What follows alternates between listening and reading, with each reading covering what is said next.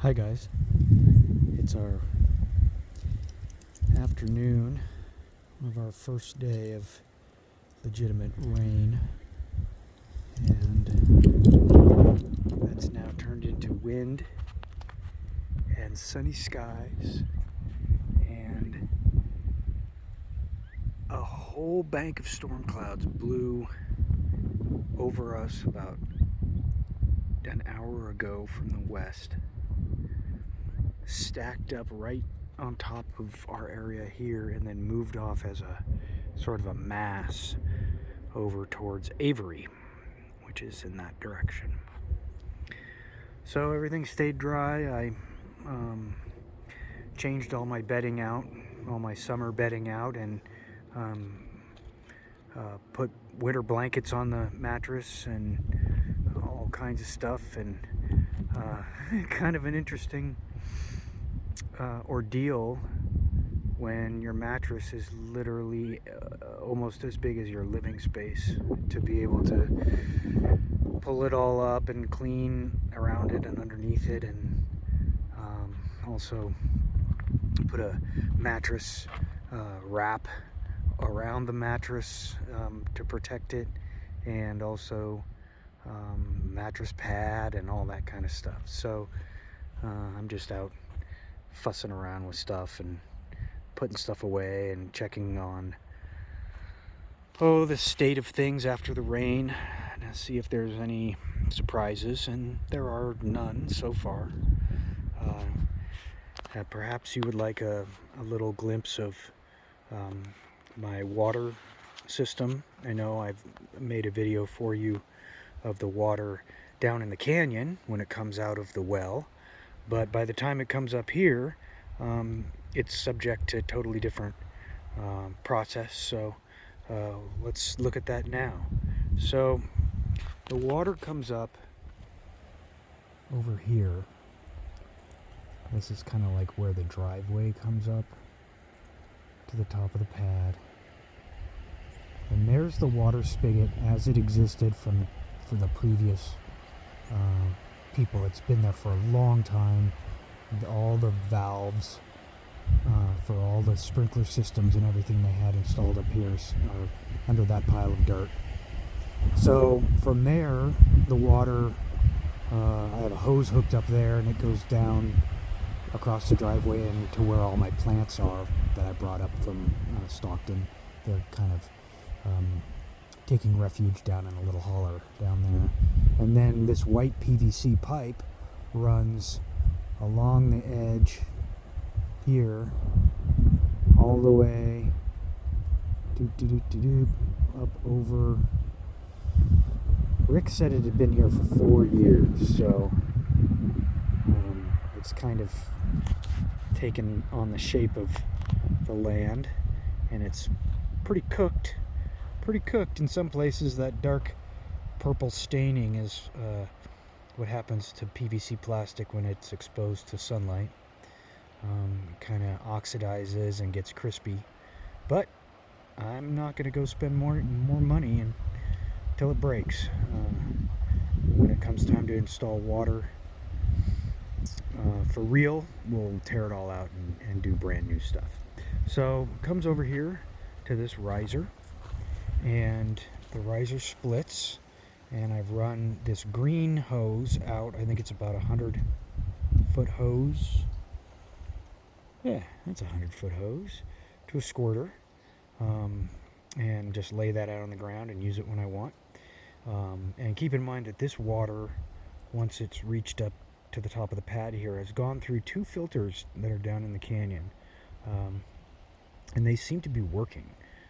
The amount of rust in my filters up here is nominal now compared to what it was when I first changed the filters. It was literally so much rust that I started to ponder what could be done with rust powder if you collected buckets of it.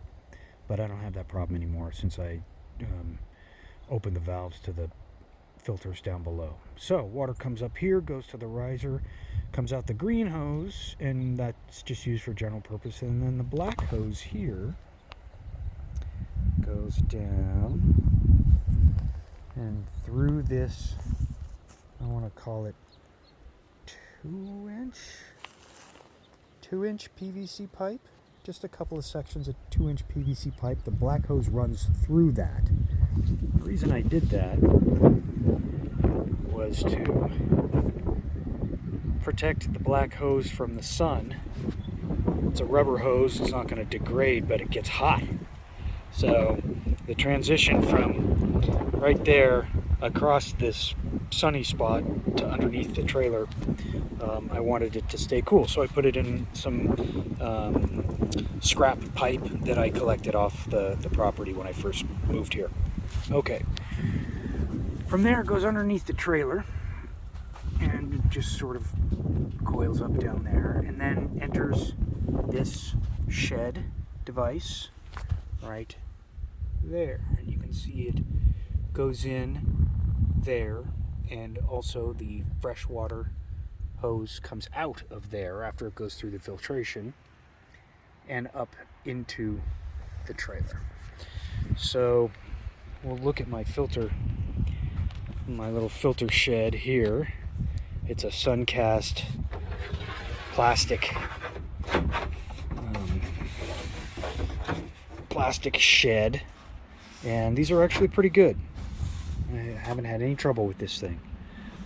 It comes in a little box, put it together, and instant shelter. So, and Suncast is a good company. So here's my Clear Source RV water filter array. And there are 3 filters, which I will get into in a minute.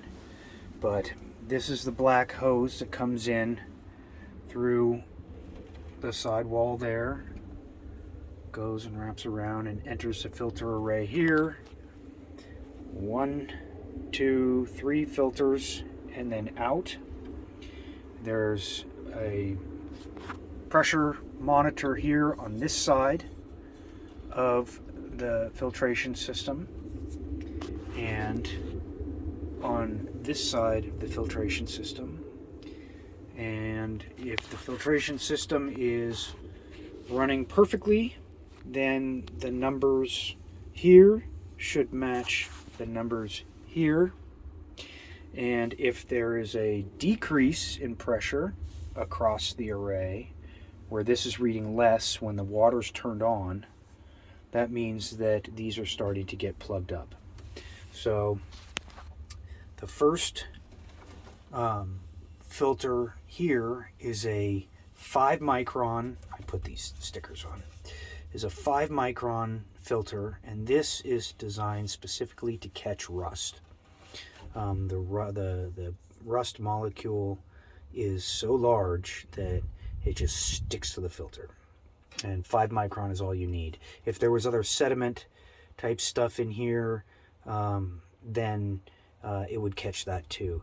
5 micron refers to the size of the particle that will be trapped by the filter. So if it's a 4 micron particle, it goes through. After the water travels through this filter, it goes to the 0.5 micron filter, and this is placed after this one, because if you just put a bunch of 0.5s in here, they would just plug up almost immediately. So this takes a lot of the sediment out. Then this goes to a 0.5 micron filter, and a 0.5 micron is tiny. A 0.5 micron is very, very small. And it doesn't matter if it's a dirt particle or bacteria, amoeba, all that kind of stuff is going to stop here. Once the water goes through the 0.5 micron filter, it enters the VirusGuard filter, and this is kind of it's a cellulose, it looks like a plastic bag in there. It's a very delicate thing, and I think it has some sort of electrostatic properties, or electrostatic charge, and as the water passes through it or by it, any particles that are as small as a virus will adhere to the membrane. Viruses are very small. They can't even be seen with a scanning electron microscope, and so there's no filter per se that can filter them out. But this particular filter, or I should say, there's no filter that can filter them out by passing water through the filter. Viruses, just to them, there's no filter small enough to catch them. So this uses a different principle of adhesion, I believe, electrostatic adhesion or something like that. But it was developed by NASA for the International Space Station, and it is the last filter of their filter array that they use when they make water in the space station out of the humidity that they collect from the air, and also the urine from the astronauts and the wastewater and stuff. And so they use this to make pure water out of that.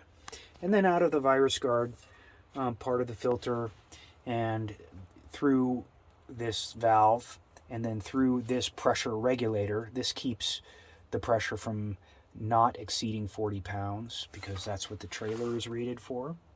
So if for some reason the street side were to exceed 40 pounds, all of this would handle it fine, but then it would not allow more than 40 pounds of pressure to flow through this part of the array.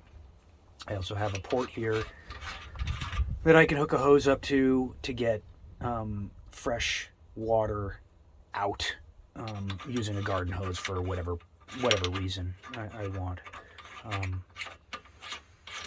And then it goes out this hose and over here to the trailer. And again, I've got a couple of valves here, one for the trailer. So when I leave, anytime I leave, I can turn the water off to the trailer here, so that if something were to malfunction inside and I wasn't here, the water would not invade the inside of the trailer. If a line were to break inside, or a spigot or something were to malfunction, the trailer can't flood while I'm gone. And I have it off right now to do maintenance, because I just checked the filters and they're fine. But if I want to do maintenance on the filter array, I can shut the water off here, as well as shutting it off in the box, just to be super safe. And then when I'm doing maintenance, I use this valve to relieve the pressure on the system. But this is also really good for fresh, clean drinking water, or any kind of fresh filtered water. It's coming right off the filtered water side and out. You can fill up a dog dish with this. You can wash your hands with fresh water, whatever you want, right there. So that's been very convenient as well. I'm very glad I did that. And of course, it takes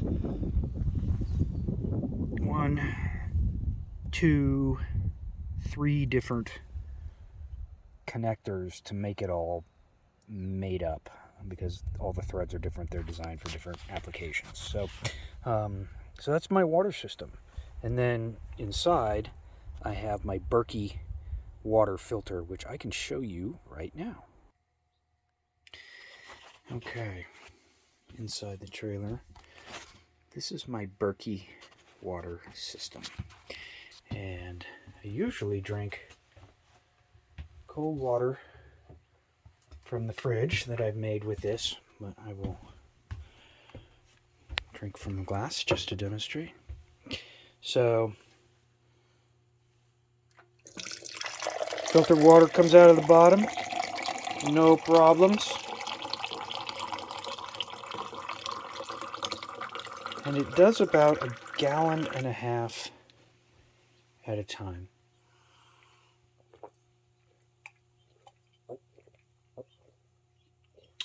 God, it's good.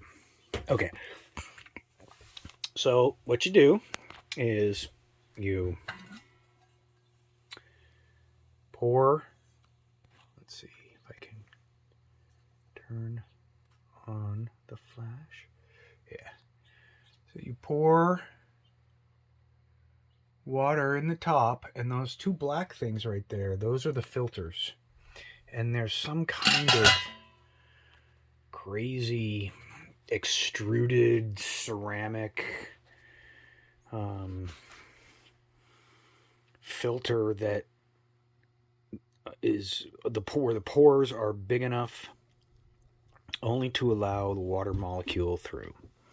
Everything else stops. In fact, the Berkey filter is so good at filtration that in a super emergency, not that I'll ever have one, but if you had a family and you were in a place where you were in a survival situation, everybody pees in the Berkey. And you pee in the Berkey and water comes out the bottom. If you can find a dirty pond, you pour dirty pond water in the top of the Berkey and fresh, clean drinking water comes out of the bottom. If your water source is radioactive, and I don't mean like ionizing radiation per se, but if it's got radioactive stuff particles in it, you can pour that water in the top and fresh, safe drinking water comes out of the bottom. It's a miraculous little device, and allows you to always stay safe with your drinking water. So you don't have to, I don't have to sanitize the trailer or anything like that, or be afraid that the water coming out of the tap there is not going to be good to drink, even though I filtered it before I brought it inside the trailer. Once I put it through this, there is nothing on earth that can make you sick that you can't pour through this and drink. So a really good little unit, and it takes a few hours for the water to filter. So you're basically making water overnight. Like the last thing you do at night is empty the bottom into your water bottle and maybe fill up the coffee machine, and then fill up the top with water and let it do its thing overnight. And then if it's a super hot day, you might make water again halfway through the day. But it takes a little bit of discipline, because it's not a giant unit. It only makes a gallon and a half or so at a time. But once you get the hang of your water use, it's not a problem at all. And been very happy with this, and I will continue to use this. And when the filters lose their efficiency, which means that they stop filtering as quickly, you just take them out of the top, unscrew them, take them over to the sink, and scrub off the outside with a green scrubby pad. That's it. That's all that is necessary. So, really good machine. Everybody should have one, really. Okay, well, that's all, guys. That's my water system up here in the trailer, and I got all my winter bedding all squared away and set up now with multiple blankets and all kinds of good stuff and new sheets and everything. So that was that was my big project for the day. So okay, nice talking to you guys. Love you. Bye bye.